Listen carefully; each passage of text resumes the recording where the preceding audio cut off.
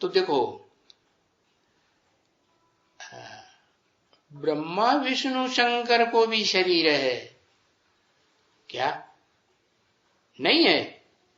ब्रह्मा को भी शरीर, विष्णु को भी शरीर, शंकर को भी शरीर है। ब्रह्मा को शरीर, कैसा शरीर है? अरे कैसा शरीर है उनका? अरे कुछ स्पेशलिटी है शरीर में, है ना? नाम अलग अलग होते हैं तो काम के आधार पर नाम होते हैं ना। तो ब्रह्मा की क्या स्पेशलिटी जो उनको नाम ब्रह्मा रख दिया?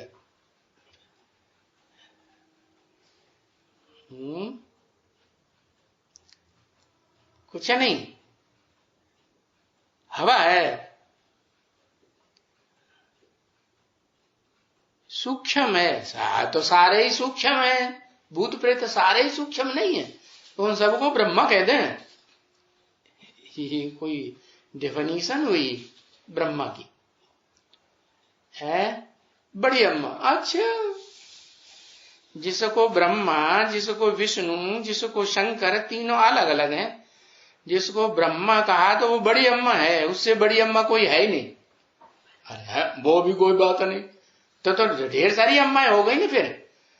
अरे जिसको कहते हैं त्रिमूर्ति, तीन मूर्तियों में से जो पहली मूर्ति का नाम लेते हैं ब्रह्मा, वो ब्रह्मा की स्पेशलिटी क्या है जो उसका नाम ब्रह्मा दिया? तीन मूर्तियों में प्रवेश किया। अरे औरों में प्रवेश नहीं करते क्या? तुम बच्चों में प्रवेश नहीं करते? शिव बाप प्रवेश कर सकते हैं कि नहीं? कर सकते हैं। फिर उनका नाम ब्रह्मा क्यों दिया?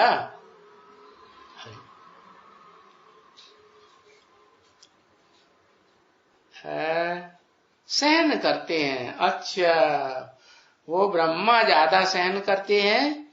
उन अम्मा का जो बाप है शिव बाप, जिसमें मुकर्रर रथ में प्रवेश करता है, वो गुणहीन है। गुणों का राजा, सहन शक्ति उसके अंदर नहीं है, न होगी। ऐसे हाँ, होगी या नहीं होगी? हाँ होगी। तो बताया ब्रह्मा जो है, अब नहीं बता पाओगे, रहने दो। ब्रह्मा नाम इसलिए दिया कि वो एडजस्टिंग पावर है उसमें ऑलरेडी। क्या शुरुआत से ही है कि बाद में आई? हाँ, शुरुआत से ही एडजस्ट, किसी को भी एडजस्ट कर लेता है ना? हाँ, कोई को भी एडजस्ट करने का तरीका क्या है उसके पास? हाँ, कोई तरीका है?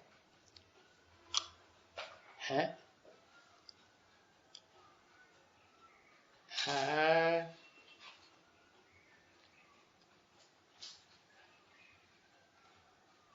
एन कैन प्रकार सबको जो जैसे चाहे वैसे खुश कर लेता है।